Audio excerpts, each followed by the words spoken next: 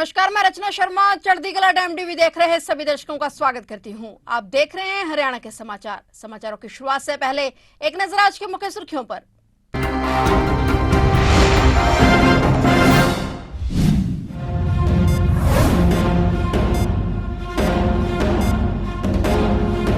हरियाणा के व्यापारियों को बड़ी राहत। नायब सरकार ने लागू की वन टाइम सेटलमेंट स्कीम। 7 अप्रैल से लागू होंगे आवेदन।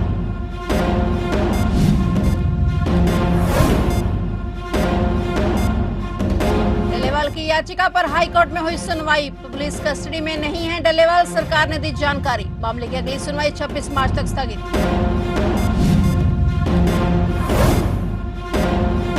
मंत्री अनिल विज ने हिमाचल की बसों को नुकसान पहुंचाने पर दी प्रतिक्रिया। देश के फेडरल सिस्टम को नुकसान पहुंचाने की कोशिश। परिवहन मंत्री अनिल विज ने विपक्ष पर साधा निशाना।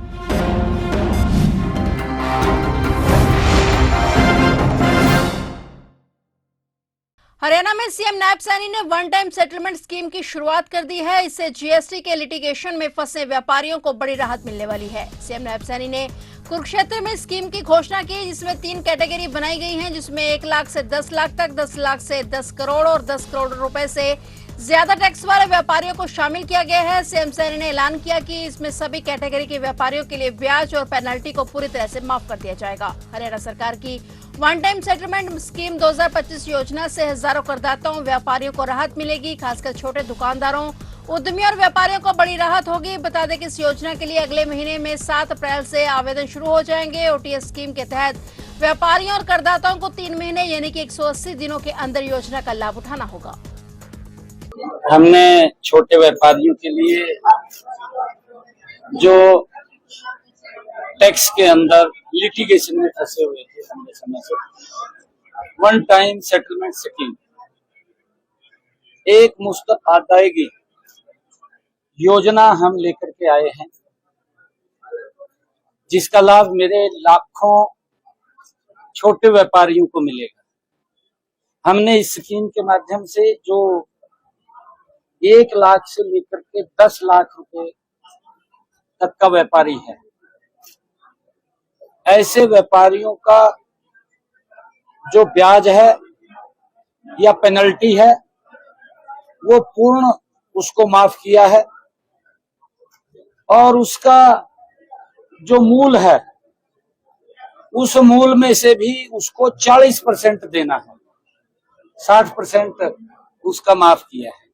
हमने इसको 3 कैटेगरीज के अंदर विभाजित किया है।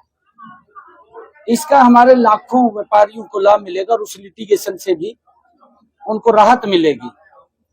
दूसरी जो हम स्कीम है इसी के तहत लेकर के आए हैं, वो 10 लाख रुपए से लेकर के 10 करोड़ रुपए तक की व्यापारियों के लिए है। उनका पूर्ण रूप से ब्याज और पेनल्टी माफ होगी और मूल का उनको 50% देना होगा। ये हमारा 10 लाख से लेकर के 10 करोड़ रुपए तक की।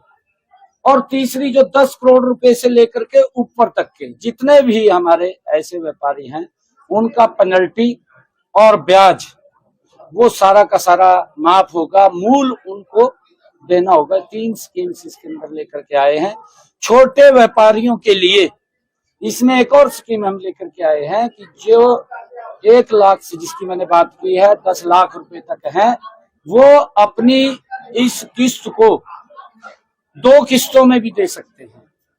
ये भी उन छोटे व्यापारियों के लिए हमने प्रावधान किया है ताकि इस लिटिगेशन से समाप्त हो सके, उनको राहत मिले। और मेरे लिए बड़ी खुशी की बात है कि आज व्यापारियों के लिए ये जो योजना आई है 7 तारीख से ये लागू हो जाएगी, प्रभावी हो जाएगी। वो इसके अंदर इसका लाभ उठा सकते हैं। हमने आज इस वन टाइम सेटलमेंट स्कीम को लॉन्च किया है और इसके ऊपर अप्लाई करके उस योजना का लाभ उठा सकते हैं। किसान नेता जगजीत सिंह डल्लेवाल मामले में आज हाईकोर्ट में सुनवाई हुई। सुनवाई के दौरान अदालत ने बात पर सवाल है कि यदि डल्लेवाल वर्तमान में अस्पताल में भर्ती हैं तो फिर इस याचिका की आवश्यकता क्यों पड़ी। इस पर पंजाब सरकार ने अपना पक्ष रखते हुए कहा कि डल्लेवाल को उनकी सहमति से ही पटियाला के पार्क अस्पताल में रखा गया है। साथ ही सरकार ने यह भी स्पष्ट किया कि डल्लेवाल फिलहाल पुलिस कस्टडी में नहीं है। हाईकोर्ट ने इस पर पंजाब सरकार को निर्देश दिया कि डल्लेवाल के परिवार के सदस्यों को उनसे मिलने की अनुमति दी जाए। अदालत ने इस मामले की अगली सुनवाई परसों यानी 26 मार्च तक स्थगित कर दी है और सरकार को ताजा स्टेटस रिपोर्ट दाखिल करने के निर्देश भी दिए हैं। हरियाणा के परिवहन मंत्री अनिल विज ने अमृतसर में हिमाचल प्रदेश की बसों को नुकसान पहुंचाए जाने को लेकर कहा कि ये ठीक काम नहीं हो रहा। देश के फेडरल सिस्टम को नुकसान पहुंचाने की कोशिश की जा रही है। उन्होंने कहा कि ये सारा देश हमारा है और इस देश के जर्रे जर्रे पर हर हिंदुस्तानी का अधिकार है और ये तो भावना ही नहीं आनी चाहिए कि ये पंजाब की है, ये हिमाचल की है, सारी हमारी है। इस प्रकार का व्यवहार करके कुछ लोग देश की शांति को नुकसान पहुंचाना चाहते हैं, इसलिए ऐसी कार्रवाइयां की जा रही हैं। विज मीडिया कर्मियों के सवालों का जवाब दे रहे थे और इस दौरान उन्होंने पत्रकारों के सवालों का जवाब देते हुए विपक्ष पर भी निशाना साधा। हरियाणा के बहादुरगढ़ में घर में हुए विस्फोट में खौफनाक राज से पर्दा उठ गया है और इस ब्लास्ट का मास्टरमाइंड कोई और नहीं बल्कि घर का मुखिया ही निकला। उसने ही अपनी पत्नी और 3 बच्चों की हत्या कर दी और बाद में घर में आग लगाकर खुद भी सुसाइड करने का प्रयास किया। हालांकि वह बच गया और इलाज के दौरान आरोपी अस्पताल से फरार हो गया था। आरोपी को पुलिस ने गिरफ्तार कर लिया है जिसे आज कोर्ट में पेशी के लिए लाया गया। पुलिस को आरोपी से रिमांड के दौरान और भी खुलासे होने की संभावना है। आरोपी की पहचान मूल रूप से उत्तराखंड के रुद्रपुर निवासी हरपाल सिंह के रूप में हुई है और वह ट्रांसपोर्ट का काम करता था।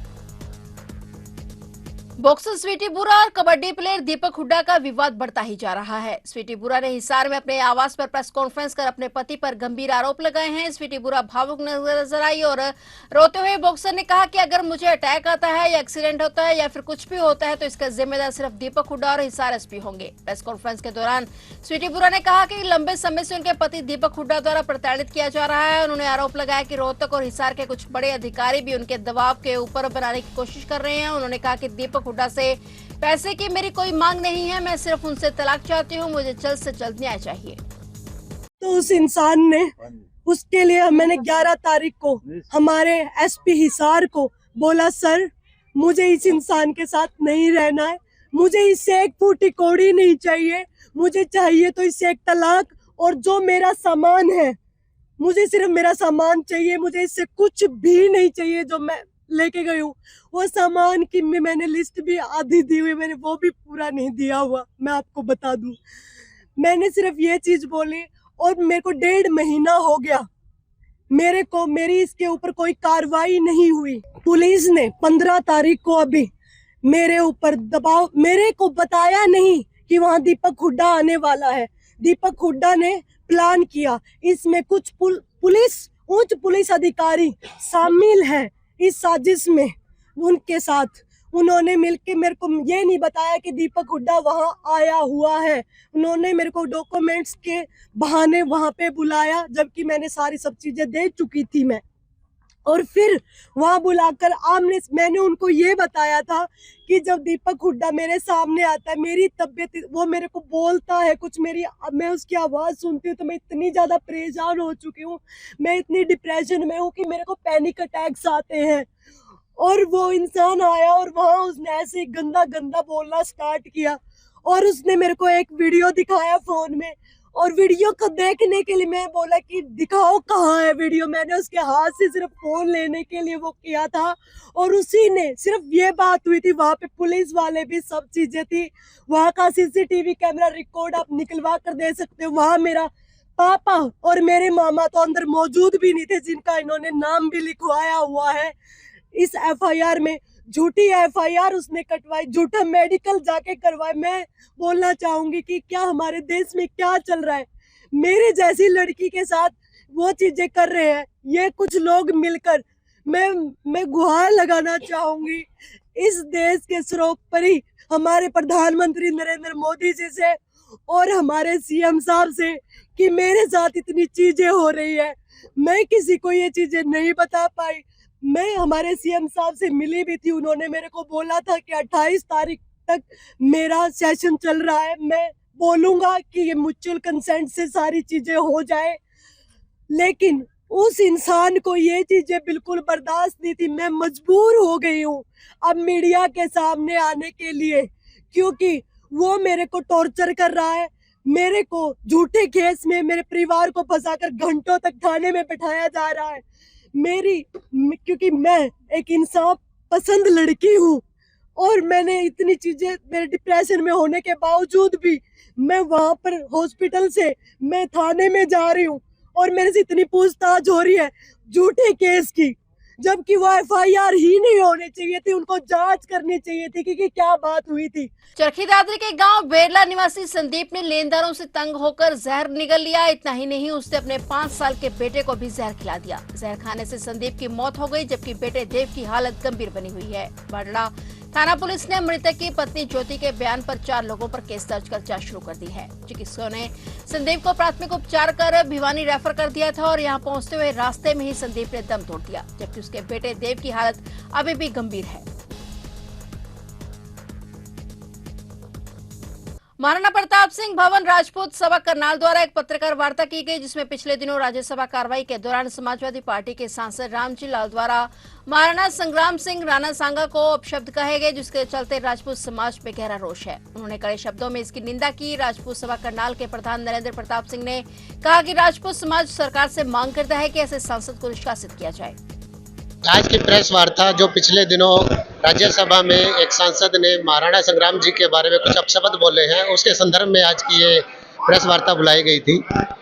आपको ज्ञात ही है कि उस सांसद ने कहा था कि इब्राहिम लोदी को हराने के लिए महाराणा संग्राम सिंह ने बाबर को हिंदुस्तान में बुलाया, जबकि ये बिल्कुल गलत है।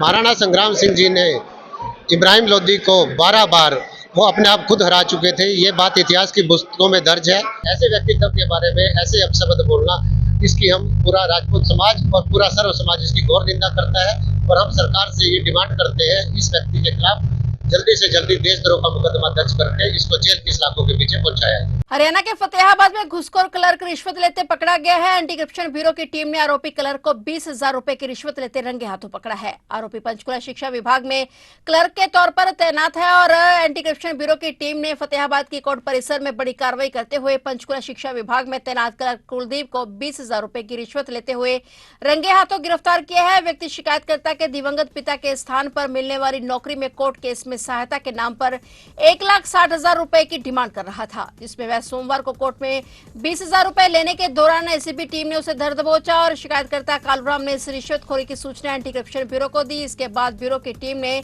जाल बिछाया और पंचकुला से फतेहाबाद कोर्ट में आए क्लर्क कुलदीप को सोमवार को 20,000 रुपए की रिश्वत लेने के आरोप में एंटी करप्शन ब्यूरो की टीम ने उसे मौके पर ही धर दबोचा। ब्यूरो की टीम ने आरोपी क्लर्क को हिरासत में लेकर आगे की कार्रवाई शुरू कर दी है।